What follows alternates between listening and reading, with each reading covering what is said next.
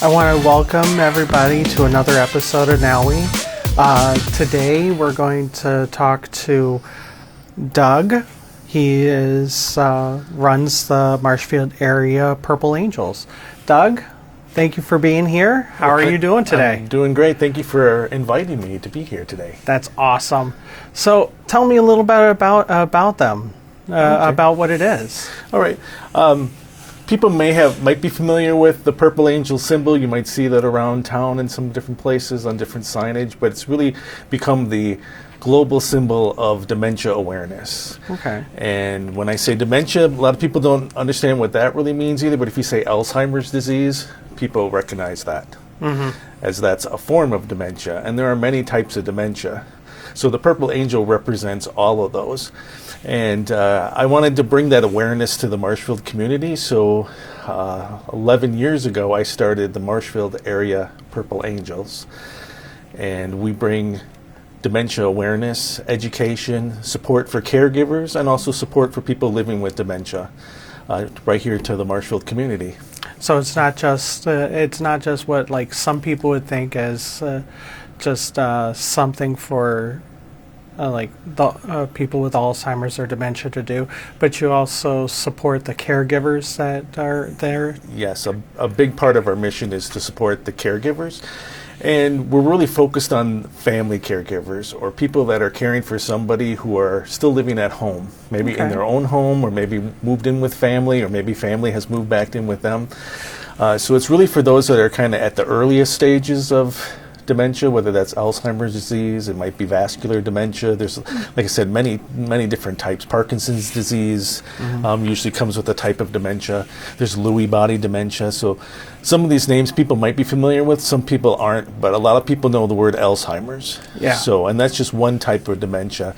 And that one is, very familiar to people as a memory loss disease, where people lose memory, they forget people that they've loved and known all their lives, and they kind of have a really difficult time communicating and kind of being present in the real time, because a lot of times their memory is taking them back in time, because the parts of their brain that are working are maybe making them think that they're back in childhood again. And it can be challenging for them and for the caregivers and other people that of their loved ones, people who expect them to have a certain expectation on how they live or how they'll react to things, and it's never quite how everybody wants it to be on either side of the fence. So it's a much needed thing that you guys do. So can you tell me about the origin story? I know you kind of touched on it, but so it kind of goes off of what you just said, kind of not knowing a lot about the disease itself when you hear the word dementia or even Alzheimer's disease. My family went through that. So my mom was showing signs and symptoms that were kind of, concerning to us. Things like her finances were getting confused and mixed up. She was missing bills. Her checking account kept getting overdrawn, and I wasn't really sure why. But she was also forgetting lots of things, forgetting to go to appointments. I would see her struggling to make a phone call with the phone book using the remote control, trying to call somebody, and just really struggling with the basic day-to-day tasks. So we knew something was going on. We had her see her doctor. Her doctor referred her to a neurologist. They did some testing, some very simple tests that they can do. And at the end of that appointment, that particular neurologist said, well, your mom has Alzheimer's disease, probably. It's some form of dementia. It looks like Alzheimer's disease, and she's probably halfway into the disease already. So that's one thing we learned really quickly, is that, the early signs of dementia and Alzheimer's disease and some of these other forms of dementia are missed by people as just kind of, signs of old age, growing older, forgetting names, forgetting words, repeating yourself, telling the same story over and over again. At the very beginning stages, these little things, can really be kind of kept hidden. Yeah. People compensate for it. So my mom was doing things, to try to hide things. She was writing notes for herself that we found much later. I mean, even after she died, I found a notebook where she started writing down, this is where I'm putting stuff, this is where the keys are, this is where my and it says, in case I forget, she wrote on there. So she knew something was going on, but she wasn't really, telling us or her doctors that she was having these troubles. So by the time we got it diagnosed, she was already quite a long ways into the disease. And so that's part of the raising awareness for people, bringing it to the community, is to start talking about this sooner so people can recognize the symptoms sooner and get treatment sooner. There are a couple medications out there, for example, but they only work for the earliest stages, and they only work for a certain period of time. And then after that, they're really not as helpful anymore. So the sooner you can get treatment and get the diagnosis, I think the better it is. Yeah, that's rough. That really is. Working in healthcare, I see a lot of adult children trying to grasp the idea of this is a stage of their parents aging, right? And they don't want to accept the fact that that their parents are getting brittle in their lives. Right. As we all age, we all end up needing a little bit of help. Right. And it's difficult. It really is. And like I said, this is a major, important thing to make awareness. Can you tell me about kind of like if I had a family member that had Alzheimer's or dementia, or we were thinking about it, and I came to the Purple Angels. Mm-hmm. Can you walk me through what would happen? Like, how would it be? How would it go? Like programs or anything like that? Right. Sure. And I'm a real big proponent of peer support. So I actually do that for a living in different fields, and I find that I can carry that over into like caregiving for family members, especially with somebody with dementia, because I learned a lot in caring for my mom. Yeah. That I'm able to kind of share some of that information, so I really become kind of like a peer support for them. That's like the first thing. So people that reach out to us either through our website, our email address, Facebook, my phone number is out there too, which we'll probably put up on the screen later in the show. If people can contact me, and they just call me and they say, my father, my husband, my mother, my grandmother, somebody was recently diagnosed with dementia. We really don't know what to do. And there's a lot of concerns, like can people be left alone? Can they continue driving? Can they be safe with medications, cooking?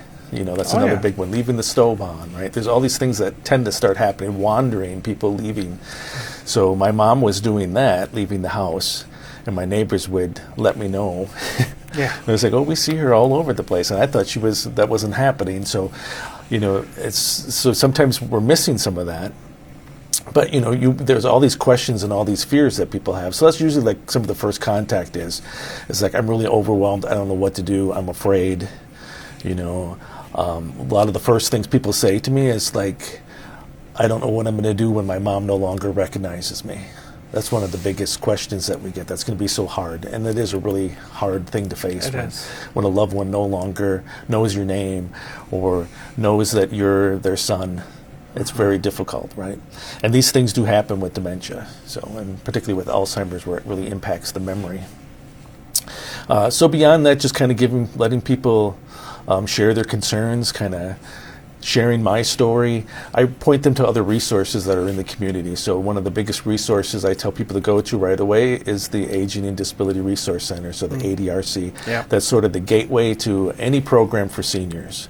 So that's, getting health care, getting help with appointments, who's a specialist in the area that we could see. So the ADRC is really helpful with that. And they have dementia specialists there too that work directly with families, and they have access to all kinds of resources in the community because they serve a much wider base than we do. They're like 4 counties, so Wood County is together with like 3 other counties. So they have the larger resource, right. the larger bucket or well. Yeah, so they just cover a bigger area, and they also connect people to like programs out there. So that might be getting somebody into respite care. It might be getting somebody onto Medicaid. if they qualify for that, or into family care. We're going to hire some caregivers to come in, or the IRIS program. So that's kind of your first step. What's the IRIS program? If you don't mind me asking. Yeah, it's Sorry to catch you off guard. It's the same kind of program that you have for like family care, where family care is, you have to sign up with an organization, and there's a couple of them that cover this part of the state, and you get usually a case manager. Somebody that helps with medical stuff, but they will get you into programs that you might need, services. They help pay for like home care, things like that. Okay. IRIS is the same block of money. It's just that it goes to the individual, and that individual can hire who they want. So that's the program I chose for my mom. We did the IRIS program, as opposed to like family care and going through a managed care organization. I know we're getting kind of into the weeds here, but these are a lot of questions that come up with people, and kind of picking which one is right for you. So some people choose to be the caregiver for their family members, and you can get paid to do that, and that you can only do that through the IRIS program. Okay. The family care program is usually the money goes to an organization like a home care agency where you can hire people to come in.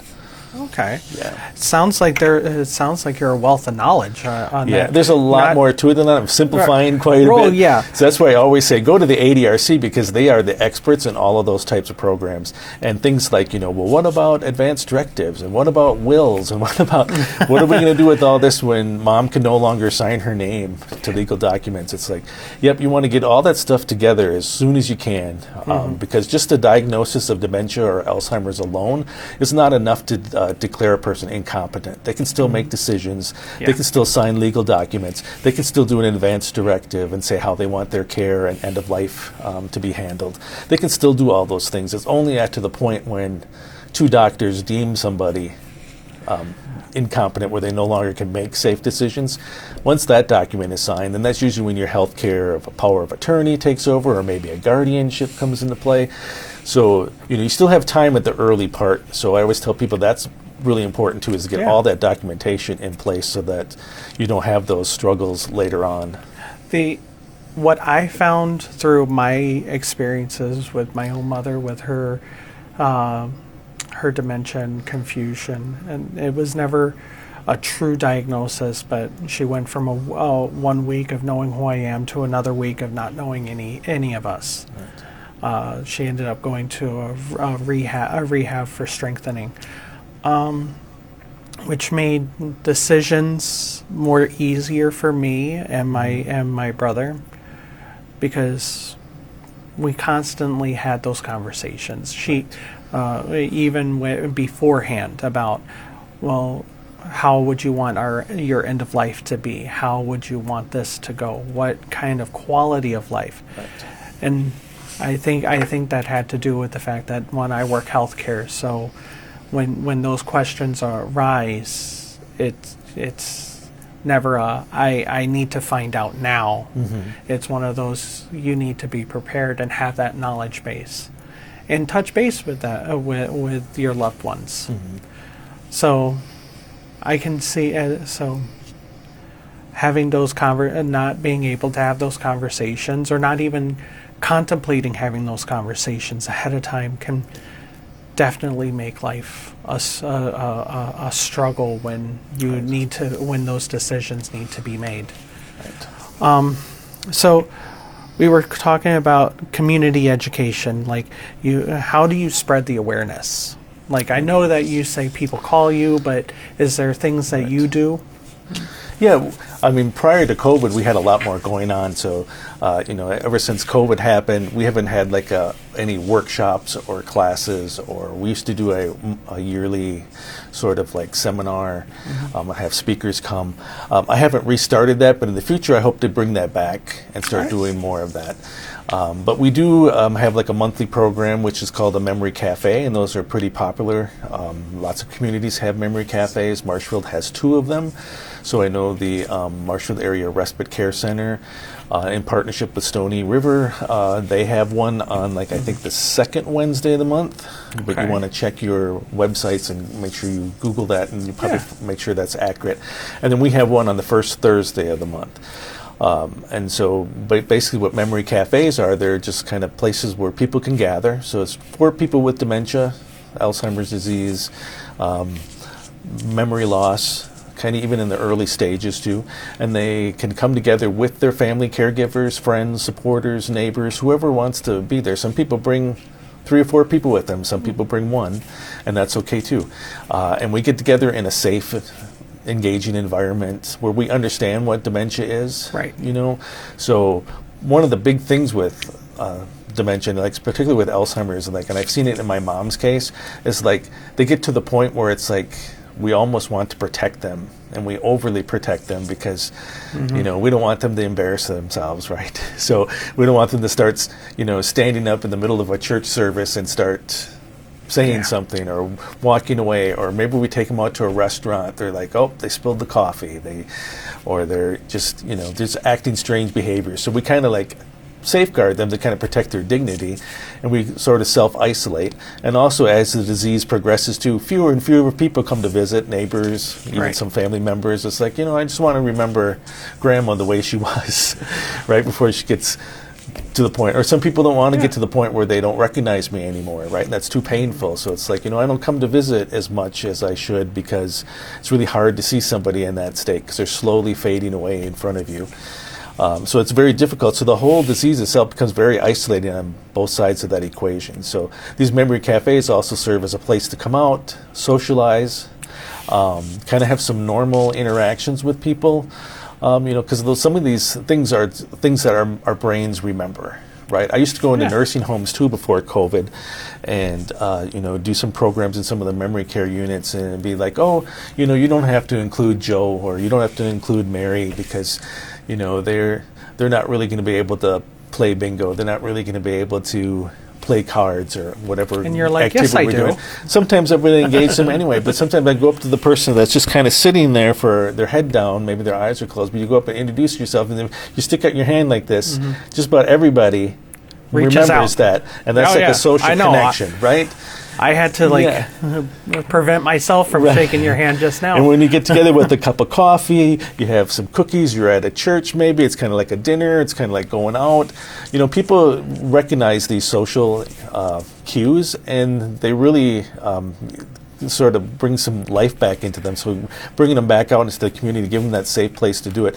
But at the same time, we understand if your wife has to get up and walk around and pace, or if she, you know, sometimes we're doing a program and we're doing music or we're calling bingo or something, and I have somebody with dementia that comes up right by me and they want to help.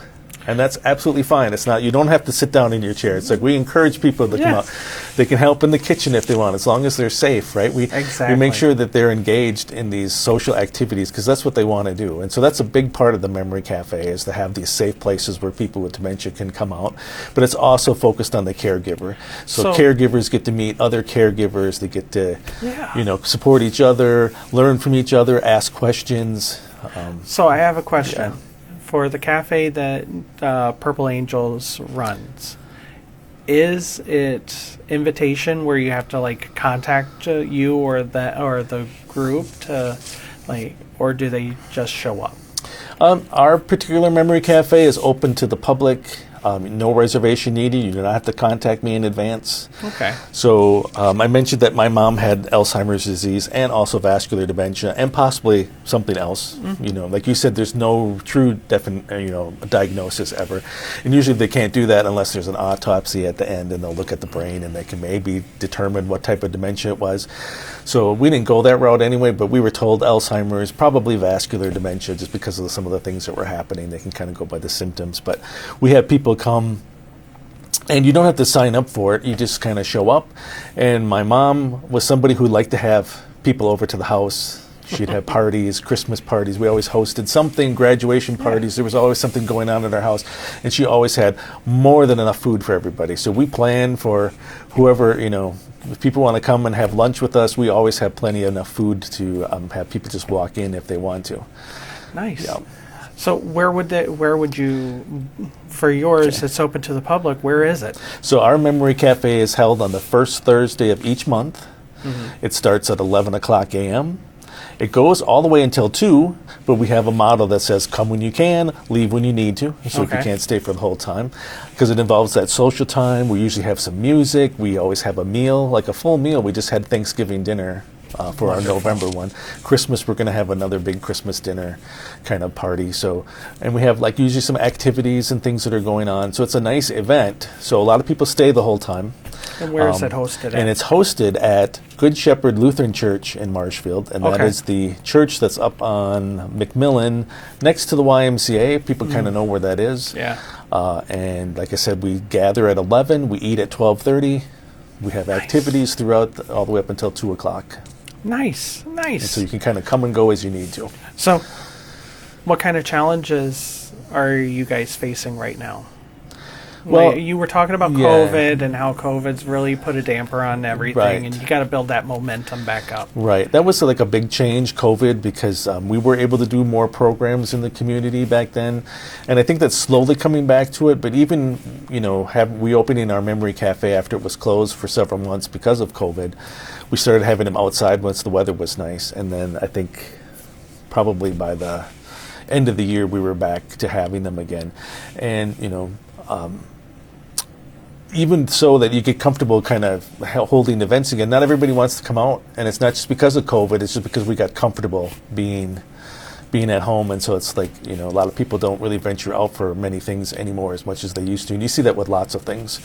So that's always been a challenge, to get more people to get the word out. So if people know somebody that has dementia, or they're caring for a family member with Alzheimer's disease, or maybe an unknown dementia diagnosis, that if they let them know about the Purple Angels, that we're always welcoming new people to come, see what it's like. You learn about other programs and things that we're having. We share community resources there too. We usually have a table of information. So they have a chance to talk with me. They have a chance to talk with other caregivers.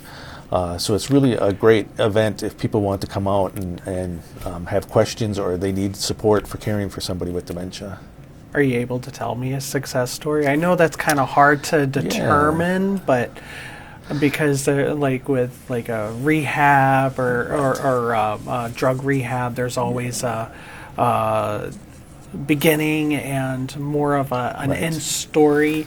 So it's kind of hard to say a success story. You got any? Well, yeah, I got a couple success stories. One that comes to mind is, like I mentioned, how we really kind of focus on some of the caregivers too at our events. It's just as much for the caregiver it is for the person with dementia or Alzheimer's that comes to our memory cafe. And we had this one time, these two ladies, they each had a husband with Alzheimer's disease. So they would come and they would talk to each other and support each other.